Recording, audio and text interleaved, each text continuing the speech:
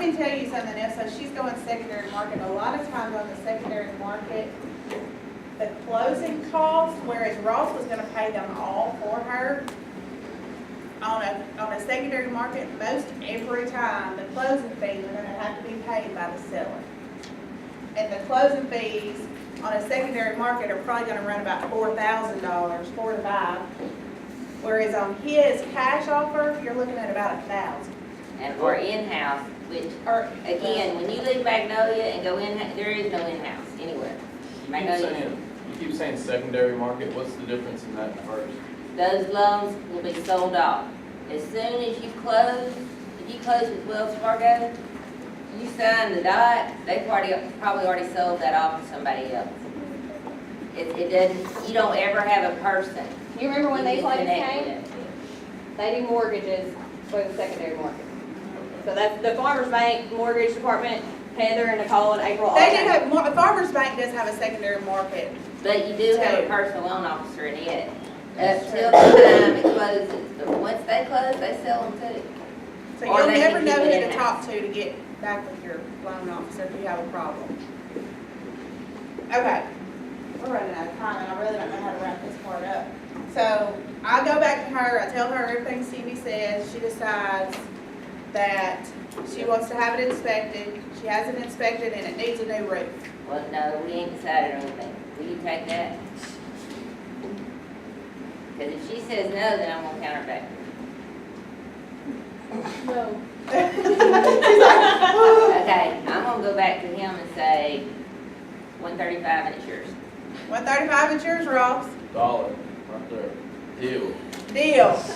Sold. Deal. So it is, we now have a contract that is binding.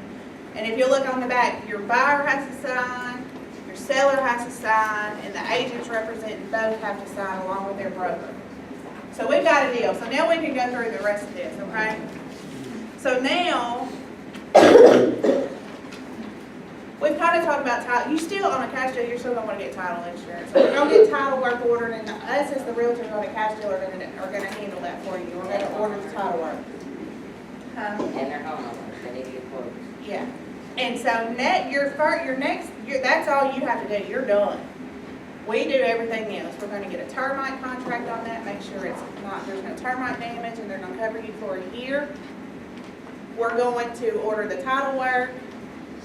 And then we're also going to tell you the only thing you have left to do is to go get homeowners insurance quotes because you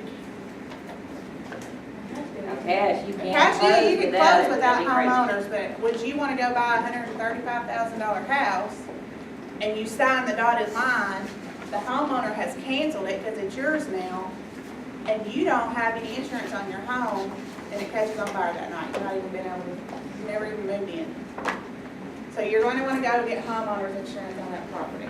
We're going to talk about this in our next coming up chapters, but insurance contracts are personal contracts and they can't be transferred. So her Right. insurance can't transfer to you. Once you signed and bought that house, even if she hadn't canceled her policy. at That's that right, point, because she it does doesn't. not, and so that's a good point, because she does not have any interest in that property anymore.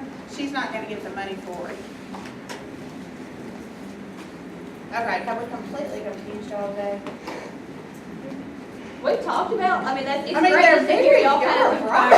So Y'all we've right. talked about the secondary market, we've talked about how much more closing costs were, and y'all have confirmed that for them, got together, given them some real numbers. The one thing we did not touch on, and y'all have probably had this drilled in y'all's head, but if you had, your credit is the most precious thing you can have next to you in your life.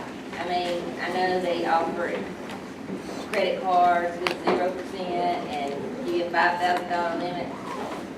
You've got to have some credit because no credit is worse than slow credit. Why, I do not know, but it's that way.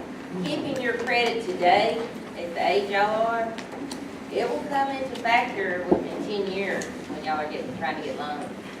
And two, there's different, like some of your FHA loans and stuff like that, which are secondary loans, you only have to have like a 580 credit score. Well, last time I did one, that's what it was. I don't do those very often, so probably shouldn't have thrown that out there. But if you do like an in-house here in Magnolia, you're at least 6, I think that's what he told me. 660 or above. Have y'all seen people that had substantial student loan debt not be able to buy the house they wanted to buy because their debt to income was too high? That's much student loan. Not locally. I have not. But if you go secondary, and that's the other thing, every bank has a different, each kind of debt weighs a different amount at different banks. So Yeah. that just depends on the institute that you decide to use. And the loan officers, and I'm gonna reach out here, and I think this is correct, the hometown, I know it is, the secondary market, they're gonna try to help you fix any hickeys on your, credit score, whether they can be or not, it just depends what it is. And the person you end up with, your spouse, same thing, if they're bad credit, it's gonna affect what y'all do. It's just real important, you don't realize it till you go to make that first substantial purchase, and you want it to But be. when you're dating, before you get serious, you might want to find out. Hey, seriously, which credit score? Have y'all talked about debt to income? We have briefly and not significantly, no, we've talked about it, Do y'all have any other questions? Was there something, Megan or Ms. Whitehead, that y'all wanted us to cover that we I think did y'all did not? great, I think this is really good. I would thank y'all for being Oh, yeah. involved. I think it was fun. There's no other questions. I will tell y'all this, and I don't have the statistics for everywhere, but your age coming up, they're not, a lot of people getting into the appraisal business. I'm getting old. There needs to be some young blood coming in. Realtors. She is one of the youngest around here. She didn't go to school. I did not go to school to be a realtor. You're right. I've been a long way around. So if there's anybody in here this is like your third or fourth school, it's okay. Well, and in all honesty, I've been doing appraisal work. 31 years ago, you didn't have to have licenses. They went strictly off of what the people that knew most, basically, at that time. I got grandfathered in, and I'm state registered. I can do on my own, anywhere in the state of Arkansas, up to $250,000. Over $250,000, Greg Bennett that I work with, he's a general certified.